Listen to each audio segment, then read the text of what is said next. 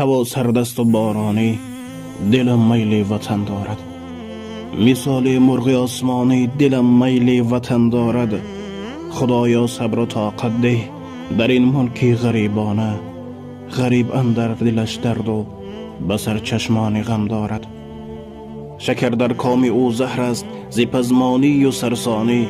به امیدی وطن در دل هزار فکر بسر دارد.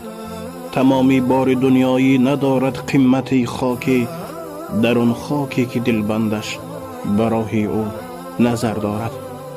مشو نومید الا دوستم، مسافر بچه تاجیک.